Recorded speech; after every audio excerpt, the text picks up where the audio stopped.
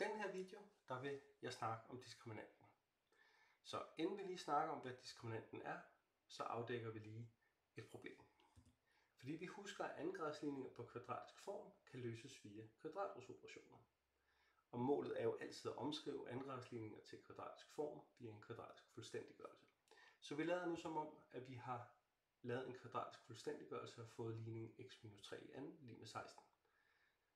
Vi tager kvadratroden på begge sider, og så får vi, at x-3 er lig med plus minus kvadratrod 16, som er det samme som plus minus kvadratrod 4. Og plusser vi så med 3 på begge sider, så får vi, at x er lig med de to løsninger plus 4 plus 3, som er 7, og minus 4 plus 3, som er lig med minus 1. Og således har vi vores to løsninger.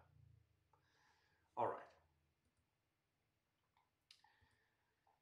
Men det er nemt at forestille sig, at vi efter en kvadratisk fuldstændiggørelse får en ligning, der giver et minustal.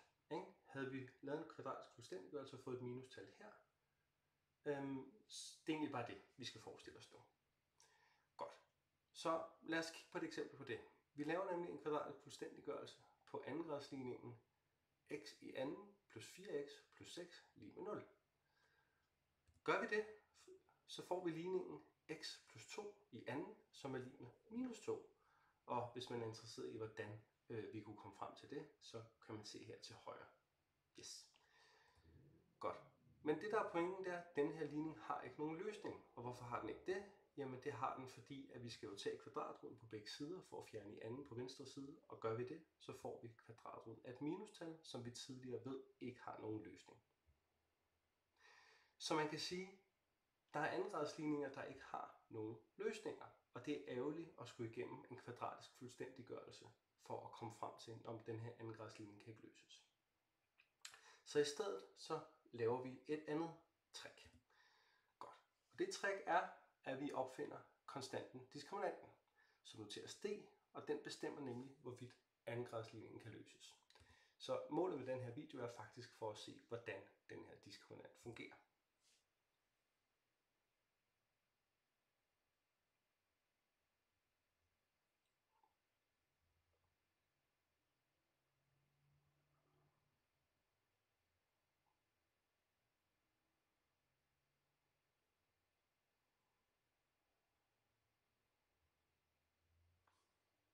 Yes.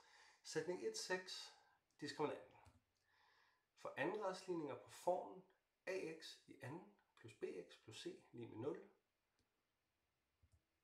kan vi bestemme antallet af løsninger via konstanten d, hvor d er lig med b i anden minus 4 gange a gange c.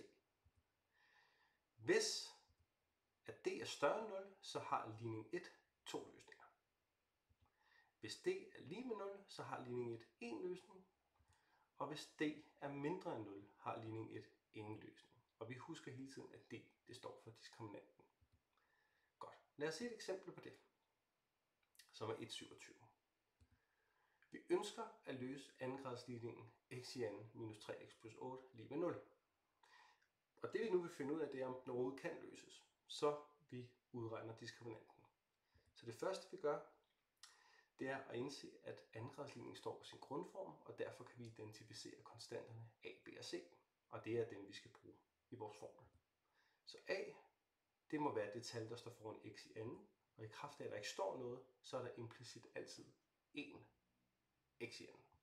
Så a, det må være lige med 1.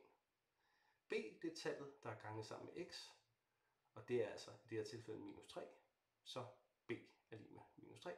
c er tallet, der står alene, så c må være lig med 8. Og således kan vi nu udregne d. Og der har vi jo netop i sætning 1.6 formen for diskriminanten. Så d den må altså være lig med b i anden, og det vil sige, at det er minus 3 i anden, minus 4 gange 1 gange a, som er 1, gange c, som er 8. Godt. Reducerer vi højre siden af lighedstegnet, så får vi minus 3 i anden, det er det samme som plus 9, fordi minus og minus giver plus. Og minus 4 gange 1 gange 8, det må være minus 32. 9 minus 32, det må være det samme som minus 23. Således har vi en negativ diskriminant, altså diskriminant er mindre end 0, og derfor har ligning 1 ingen løsning. Så Ergo kan vi slutte, at den her ligning ikke har nogen løsning, og løsningsmængden må dermed være den tomme mængde. Yes, der er lige nogle opgaver her. Brug lige 10 minutter på dem. Og tryk pause, og så kommer løsningen om 3, 2, 1. Her er løsningen, og vi går videre om 3, 2, 1. Yes. Alright. Det oplyses nu, at andengradsligningen har en løsning. 2x i anden plus bx plus 8 lig med 0 har altså en løsning. Godt. Per sætning 1.6 så får vi altså, at hvis ligning 1 har en løsning, så er d lig med 0. Og det vil jo sige, at hvis d er lig med 0, så må ligning 1 have en løsning. Så da andengradsligningen står på sin grundform, så kan vi desuden identificere a lig med 2, c lig med 8, men vi noterer også, at b er ukendt. Så denne her type opgave handler egentlig om at finde den ukendte b. Så det gør vi nu via eksempel 1.29.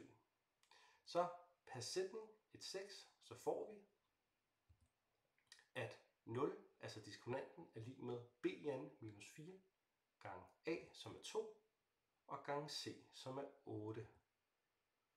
Reducerer vi højre side, så får vi, at minus 4 gange 2 gange 8 er minus 64. Nu plusser vi med 64 på begge sider, og så får vi netop isoleret b i anden til at være 64. For at fjerne i anden, tager vi kvadratroden på begge sider, og så får vi de her to løsninger plus minus kvadratroden af 64, som er det samme som 8 og minus 8. Så således er løsningsmængden for b, den er altså lig med minus 8 og 8. Yes. Alright. Det var det. Så er der opgaver.